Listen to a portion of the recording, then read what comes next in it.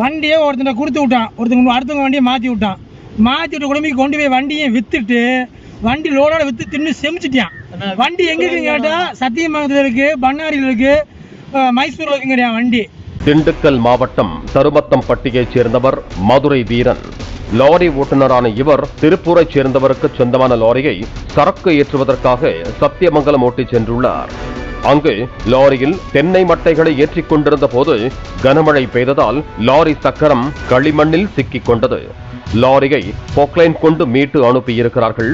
அப்பொழுது லாரியின் ஒரு பகுதி சேதமடைந்ததாக கூறப்படுகிறது. வழியில் அதிக பாரம் ஏற்றியதற்காக இந்த லாரிக்கு 26,000 ரூபாய் அபராதம் விதித்ததாகவும் கூறப்படுகிறது.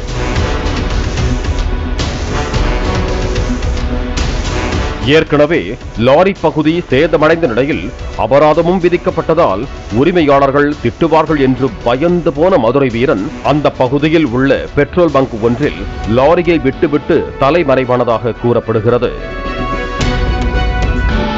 அவரையும் லாரியையும் 2 தினங்கள் தீவிரமாக தேடி வந்த லாரி உரிமையாளர்கள் மதுரை வீரனை மட்டும் பிடித்து திருப்பூருக்கு அழைத்து சென்றிருக்கிறார்கள்.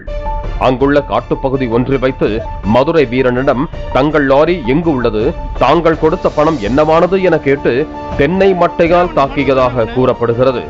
அதனை வீடியோவாக பதிவு செய்து லாரி ஓட்டுநர்களுக்கு எச்சரிக்கை விடுக்கும் வகையில் வாட்ஸ்அப் குரூப்பில் பகிர்ந்ததாக கூறப்படுகிறது.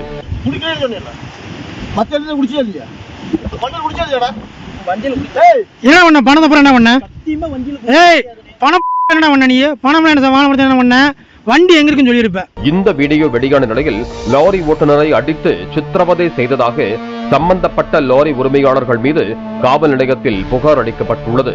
இந்த சம்பவம் குறித்து திருப்பூர் போலீசார் விசாரித்து வருகிறார்கள்.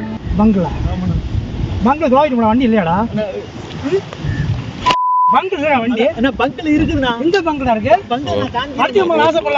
பாலிமர் செய்திகளுக்காக செய்தியாளர் வேல்ராஜ். பிளே ஸ்டோர் மற்றும் ஆப் ஸ்டோரில் இருந்து பாலிமர் செயலியை QR கோடு மூலம் பதிவிறக்கம் செய்யுங்கள்.